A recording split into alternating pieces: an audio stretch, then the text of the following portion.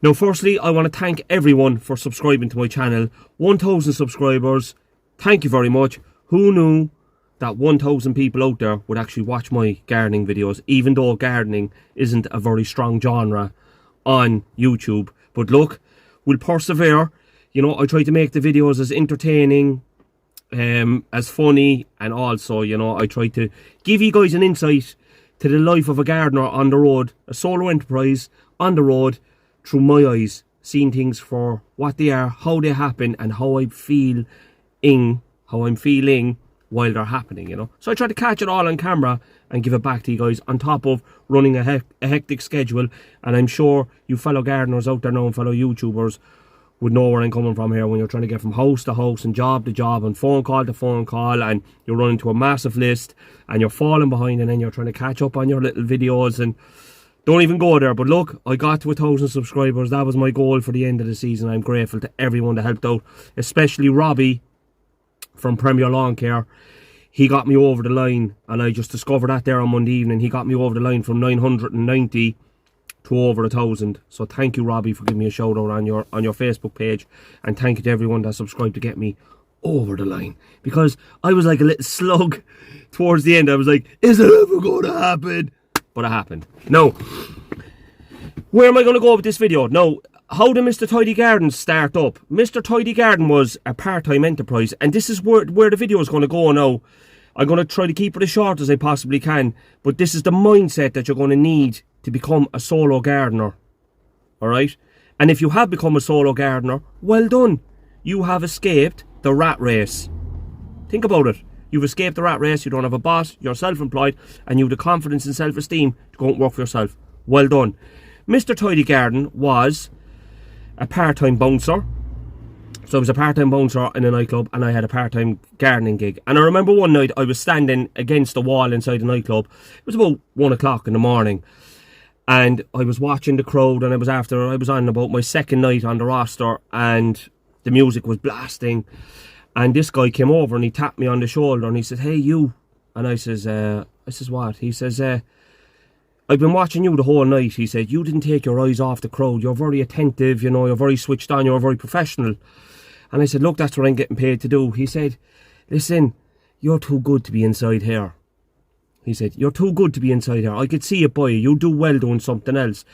And he said to me, "Do you have anything else going on during the day?" And I said, "Look, I have a little gardening gig going on as well." And he said, "Go do that." No, the pandemic happened. My dad got sick. I needed to take care of my dad, so I couldn't work nights anymore. It just all kind of worked out, and here I am, full-time gardener, and I'm loving life. And it gives me that freedom, you know, to be able to go out and travel, and that freedom to be able to crack my own whip every day, dictate my own pace, and also work as hard as I want to work. And in the winter, I really do enjoy the downtime. So that's another massive plus to it. You know, you can go off, you can do a bit of travelling, you go on holidays. When everyone else is stressed out at Christmas and January blues are there, I'm out of here. But anyway, I'm going to go through a small little list anyway of the little mindset that you're going to need to become a gardener. Number one, if you're the kind of person that's hopping from job to job, stay away from gardening. If you're a job hopper, I mean, you know, you're with a company a year, then you're with a company 2 years, then you're with a company, you know, 6 months. Gardening's not for you. Gardening, you need to be dedicated, you need to be disciplined, and you need to be very, very loyal as a gardener to hold on to your client base. The going will get tough. So that's number one. Number two is, if you're willing to stand all day long and not wanting to sit down. I've worked with a couple of guys, they like to sit down. I don't sit down. I've trained myself to be able to stand on my feet for 8 to 10 hours every day. Some people can't do it. That takes a level of fitness, it takes a level of strength, and it takes a level of determination. If you don't have that in you, don't become a gardener. If you like to sit down in front of a screen and you like to answer the phone and all that, people out there, I really respect people that do jobs like that, but that's their job. If you don't like rain, if you don't like cold, if you don't like blazing sun, and you don't like to be dealing with any noise, smoke, dust, don't go gardening. This is the real 101 side of gardening here now I'm going to give you, alright? Rain and free time. If you're the kind of person that likes to go to the pub on rainy days, don't become a gardener, because you become an alcoholic. No, I'm only joking. Rain and free time. You just have to learn how to work around it. Now, my next point is have a part-time job. Part-time job saved me from giving up gardening. There was times I would say to my dad, I don't know, will I throw in the towel, it's not working out, things were going wrong, this and that. I'm telling you now here, if you persevere and you have a part-time job to get you through the winter months. So I used to do nightclub security, so I used to work at nights and work during the day. So my schedule was Monday to Thursday, I used to work as a gardener. Thursday, Friday, Saturday night, I used to work as a bouncer. And Sunday, I used to go looking at jobs. And I used to do quotations and line up my work for the following week, because I was only working week to week at the time. I was only building a business. That's how I did it. Some guys could work in, you could work part-time in a coffee shop. You could work part-time in a shopping centre in Tesco. Those hours are kind of flexible. Those hours will keep you afloat. Will keep you afloat and keep you going and keep you kind of determined. And again, as your business begins to grow, you'll have less time to do part-time work. You might have to cut it down to one day, and that's what I did in the end. I cut it from 4 nights to 3 nights to 2 nights to 1 night to bye-bye. And I was out on my own like a solo enterprise. It was absolutely phenomenal. You have to learn to work on your own. And you have to learn to do 80% of the work on your own as well, if you have someone with you. The people, especially when you're starting off, I'm not talking about guys now that are in the game about 10, 15, 20 years that have a team. I'm talking about a solo enterprise starting off on your own. You might have a family member help you. My dad used to come out and give me a little hand to hold the ladder and make sure I was safe up on top of cutting hedges. Voluntary. That was it. I had no one working for me. I didn't want anyone working for me. I was just doing it on my own. My dad was retired. He was giving me a hand. If you are the type of guy that doesn't want to get stuck in, you're not going to last. If you're going to have other guys working for you and you're going to be sitting at home watching the TV, that business is not going to last. You need to develop a relationship and a bit of solace with and comfort with your clients. Your clients, you are the product. You are marketing yourself. They are going to be looking for you. They're not looking for Chuck in a truck that drives up to a job, throws out his men and drives away down to the bookies, the pub, or goes home to play online games or whatever he's doing with his time. I worked for guys like that. Their business went down the Swanee. You need to be there. You need to be driving on, and you need to be the focal point. And also, your workers will look up to you.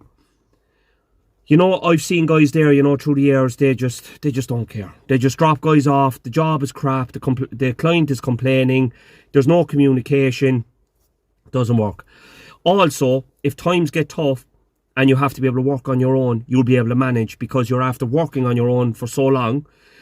This is after you bring in a team now. Just say you bring in a team and you have to let some guys go because work thins out. You'll just go back to running as a solo enterprise and you'll be able to get around on your own because you were doing the work anyway. You have that level of fitness. You have the habit built up and you'll be able to get through the work every day. Never be overly eager and avoid hourly rates. Now, overly eager is doing the job the next day. So just say, for instance, you go out and you price the job and you say to the client, yeah, I can come tomorrow. Even if you don't have any work on tomorrow, you least minimum put it out a week. Give yourself enough time to mentally prepare, get your machinery together, whatever, if you're just starting off. Hourly rate now, guys, and I'm going to finish up on this point, alright? Actually, I have one more to talk about. Hourly rate is very important that you avoid this from day one. Don't get into that trap of giving people your hourly rate in terms of with an employee mindset. I have an hourly rate, you have an hourly rate, mentally what we need to run our business, but we don't tell the client that. Because on the job, when you're working by the hour, something can happen. A machine could break down, someone could get injured, the job could take a bit longer than what you anticipated. So charging by the hourly rate, you're falling behind. Give the client a price, a fair price for them and a fair price for you. If you get the job done within the time frame that you thought it was going to take, it's a win for you. And also, it's a win for the client because you're out of their face after the job is done. So that's my opinion. I used to do the hourly rate thing, guys. It is nothing but heartbreak and it drags your day. You're there going, oh God, I got this done in 3 hours, I better slow down. Whereas you could be moving on to another job and making a profit. This is a seasonal business. And this is what I always say to my clients. I'm going to finish up on this point now. You are going out to make a profit. When I price a job with a client and the client says, Damien, that's a bit expensive, I say, look, I am here running a business trying to make a profit. I'm going to be off in the winter. I have no one supporting me. I've no government, there's no government fees supporting me. I'm doing all this on my own. I am trying to make a profit. Otherwise, I'll go off and get a job and let them pay my holidays and let them pay all my PRSI, my PAYE and all that.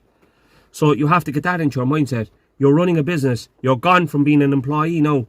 You're running a business. You're a solo enterprise and you have to go hunting every day and get in as much as you can to keep you going during the winter fairly. Because if you're not fair, you will lose your clients and you'll be back to square one, back in a job. I know guys out there that are doing one-hit wonders. They're going out, they're hitting clients for, big money. They're doing a one-off job and they're looking for work then next year, So my ideal business is to keep your clients happy, be fair to them, give them a fair price. Once they're happy, you're happy, you'll have a happy business. Again now guys, thank you so much for watching this video. Hit the like, subscribe, hit the bell notification, share it if you want, that'd be fantastic. And also thanks for the 1,000 subscribers. Over and out. And remember, it's all under control.